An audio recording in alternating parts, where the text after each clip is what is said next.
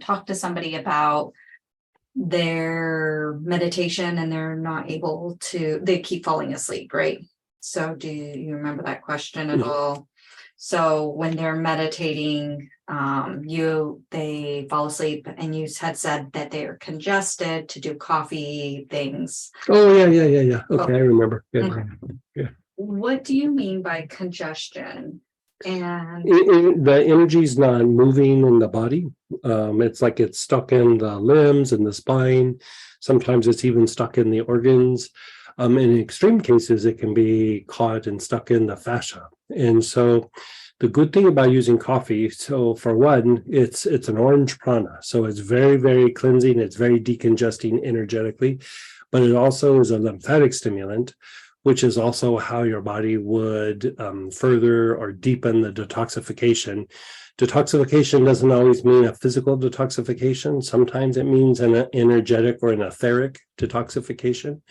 And so it just helps flush all that energy out. It's a common thing, depending on the kind of meditation, people can get congested from time to time. So you either do like some exercises or use oils or you do salt baths a lot, or, and so that it's been there for a while. It probably just needs a bit of, just decongesting for a while. When I say decongesting, etheric decongestion, you're just trying to flush a bunch of energy out of the body.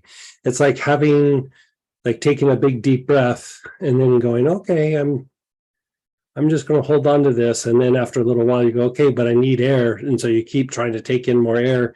Your lungs' ability to take in more is reduced because of so much air that's already in the lungs.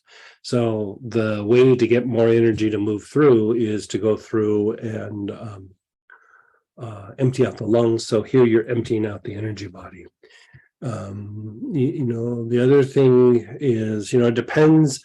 Every once in a while, it could also be what we're talking about, as well as maybe a lot of congested cords with other people, depending on the work and how many people you interact with, and if people are upset at you, or even if it was 10 years ago, like you had a work where a lot of people were upset at you, or you have something high profile, or whatever that might be.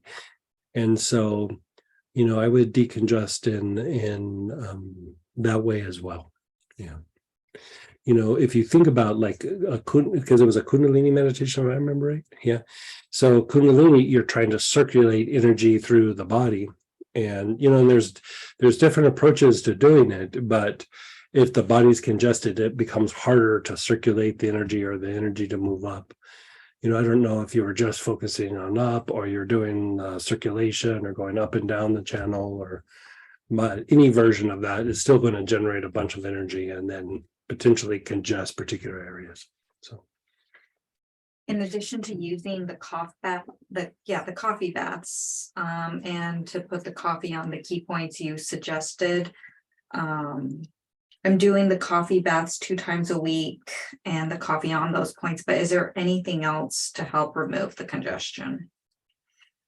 That's just going to be a lot of consistent treatment for a little bit. If you want to do more coffee baths or rotate it with like putting on a body tonic of things that are lymphatically supportive as well, like anything that's lymphatically supportive, so that orange healer, the Lovage body tonic, the lymphatic blend, chakra root cleanser, bay laurel, any of the things that are very good for lymphatic movement also help you to decongest.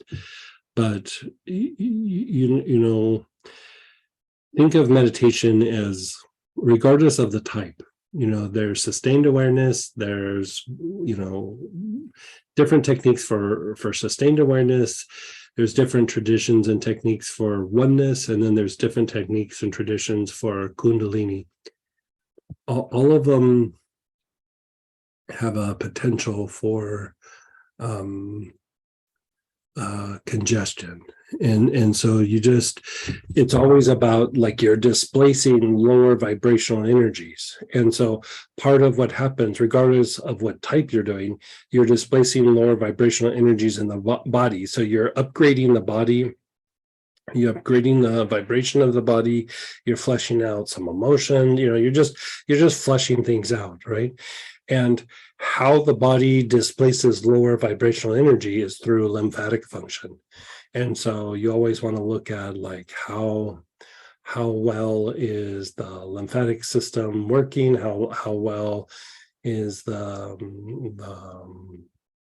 detoxification process. If you wanted to augment with like doing health rays or the etheric cord blend, that can help, because the etheric cord blend helps with circulation through the body, because you're dealing with congestion from other people. And then the health rays just is a way to amplify the detoxification process. So it really kind of depends on how much time and energy that you wanted to do. But I remember I had about, this was many years ago, but I took a coffee bath every day for quite a while. And, it was before we had the coffee essential oil. So I used to buy one of those big containers of instant coffee, and every night a whole container would go into the bath. And that whole big container, I think it was a 16-ounce container, that coffee essential oil, 7 drops is the equivalent energetically to that whole container. And so if you're doing about 15 drops, that's the equivalent of doing 2 of those big containers in your bath. And so however hard you want to go at it, but yeah, I mean, it does have some health benefits by going through and doing this. You are stimulating lymphatic function. It will improve other parts of your body as well. But yeah, that's a big. And the application for the etheric cords and health rays is just Inhalation. And they are doing the lymph class coming up. Yeah, that should be very helpful. We're going to, we've talked about lymph before and everything, but we're going to do it in a way that we systematically go through and unwind the lymphatic system, not so much with all the different layers of like different things to apply to the body, but we're going to kind of work the lymphatic system in a way to unwind it through one part of the body to the next part of the body to the next part of the body to the next part of the body to the next part of the body.